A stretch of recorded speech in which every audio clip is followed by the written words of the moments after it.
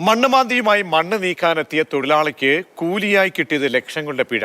ചെറുവത്തൂർ കൈതക്കാട് താമസിക്കുന്ന തമിഴ്നാട് ഈറോഡ് സ്വദേശി മണ്ണുമാന്തി യന്ത്രത്തിന്റെ ഉടമയുമായ എൻ തങ്കരാജനാണ് ജോലിക്കായി എത്തി പണി കിട്ടിയത്.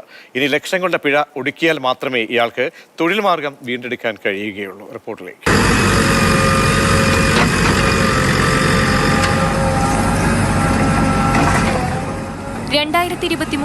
ജൂൺ 24 ഖബർസ്ഥാനിലെ മണ്ണിടിയുന്നത് തടയാൻ അരികു മണ്ണിട്ട് ബലപ്പെടുത്തണമെന്ന് പറഞ്ഞാണ് പടന്ന ഗണേഷ് മുക്ക് നസ്രത്തുൽ ഇസ്ലാം ജമാഅത്ത് കമ്മിറ്റി ഭാരവാഹികൾ തങ്കരാജനെ ജോലിക്ക് വിളിച്ചത്. പണി തുടരുന്നതിനിടയിൽ സ്ഥലത്തെത്തിയ കൃഷിവകുപ്പ് ഉദ്യോഗസ്ഥരും റവന്യൂ ഉദ്യോഗസ്ഥരും ചേർന്ന് തങ്കരാജനെ തടഞ്ഞു. തണ്ണീർത്തട സംരക്ഷണ നിയമപ്രകാരം ഡാറ്റാ ബാങ്കിൽ ഉൾപ്പെട്ട ഭൂമിയിൽ വയൽ നികത്തി എന്നതായിരുന്നു ഇയാൾക്കെതിരായ കുറ്റം.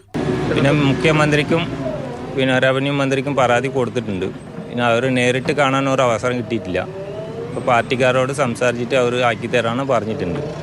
അപ്പോൾ ഈ ആഴ്ചയിൽ ശരിയാക്കാമെന്ന് പറഞ്ഞിരുന്നു. പുള്ളി ഇപ്പോൾ കടക്കണിയിലാണ്. പുള്ളി ഇപ്പോൾ 10-12 അതിൽ 16 ലക്ഷം രൂപ കടനായി. ഒരു മണിക്കൂർ പണിക്ക് വേണ്ടിയിട്ട് പോയിട്ട് ഇപ്പോൾ 16 ലക്ഷം രൂപ കടൻകാരനായി. ഈ 45 ലക്ഷത്തിന് ഫൈനും അടക്കണം. പോലീസ് ഉദ്യോഗസ്ഥരുടെ സാന്നിധ്യത്തിൽ റവന്യൂ ഉദ്യോഗസ്ഥർ മണ്ണുമാന്തി യന്ത്രം പിടിച്ചെടുത്തു. ഇത് വിട്ടു നൽകാനായി 45 ലക്ഷം രൂപയാണ് പിഴയായി ആവശ്യപ്പെട്ടത്. 37 ലക്ഷം രൂപ ലോണെടുത്ത് യന്ത്രം വാങ്ങി 6-ാം മാസമാണ് കേസിലകപ്പെടുന്നത്. മറ്റൊരു മണ്ണുമാന്തി യന്ത്രം വാടകയ്ക്കെടുത്ത് കുടുംബം പോറ്റുകയാണ് ഈ മനുഷ്യൻ.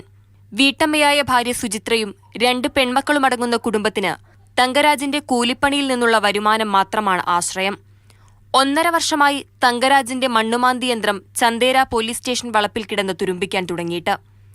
അതേസമയം തങ്ങൾക്കും തങ്കരാജിനും നീതി കിട്ടാനായി കോടതിയെ സമീപിച്ചിരിക്കുകയാണ് പള്ളി കമ്മിറ്റി ഭാരവാഹികൾ.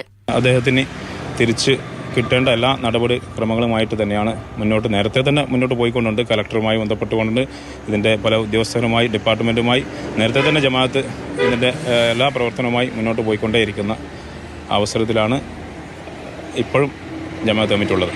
കഴിഞ്ഞ 1.5 വർഷമായി നീതിക്കായി തങ്കരാജ് മുട്ടാത്ത വാതിലുകളില്ല. തകർന്ന ജീവിതം തിരിച്ചുപിടിക്കാനായി. മാതൃഭൂമി ന്യൂസ്, കാസർഗോഡ്.